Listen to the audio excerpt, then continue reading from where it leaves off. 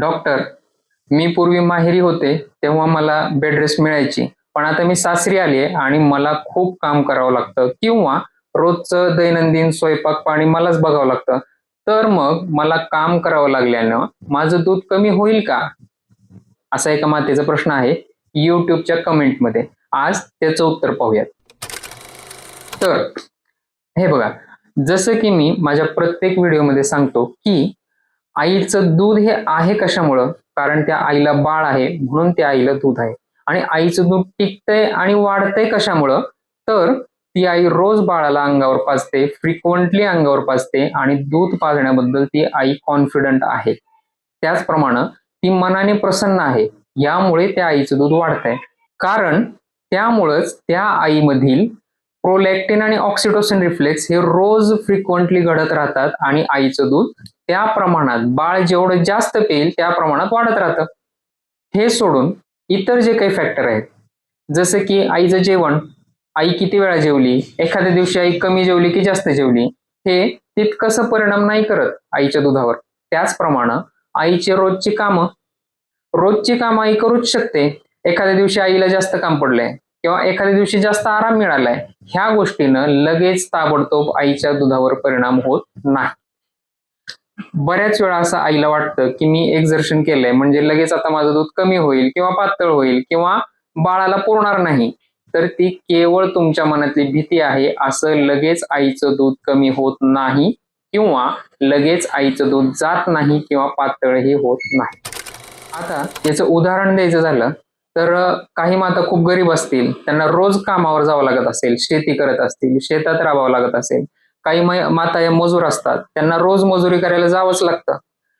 ओझे उचलावे लागतात. बांधकामावर काम करणाऱ्या माता असतील तर त्यांना दिवसभर राबावंच लागतं, कारण त्या गरीब आहेत मुळात. त्या जर कामावर नाही गेल्या तर त्यांना रात्री पैसे नाहीत मिळणार आणि त्यांचं घरामध्ये स्वयंपाक पाणी सुद्धा होणार नाही. मग अशा वेळी त्यांना जावंच लागतं कामावर. कामच करावं लागत नाही दिवसभर, तर घरी आल्यावर पुन्हा स्वयंपाक करावा लागतो. आणि मग अशा मातांचं दूध मात्र टिकतंय, त्यांच्या बाळाला त्यांचंच दूध मिळतंय. मग असं कसं काय होत असेल? जर दिवसभर काबाड कष्ट करून घरी येऊन स्वयंपाक करून इतकं काम करून सुद्धा त्या मातांचं दूध टिकतंय, त्यांच्या बाळाला त्यांचंच दूध मिळतंय, मग इतर माता ज्यांना फक्त घरचंच काम करावं लागतंय ते देखील ऑप्शनल आहे, मग त्यांचं दूध का नाही टिकणार? त्या गरीब माता ज्या आहेत त्यांच्याकडे ऑप्शनच नाहीये.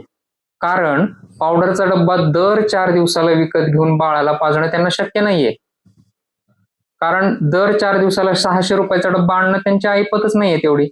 मग त्या अंगावरच पाजत राहतात. रोज फ्रिक्वेंटली पाजणं चालूच ठेवतात आणि त्यामुळंच रोज फ्रिक्वेंटली पाजत राहिल्यामुळं दिवसभर काबाड कष्ट केले असलेले देखील त्या आईचं दूध चालूच राहतं.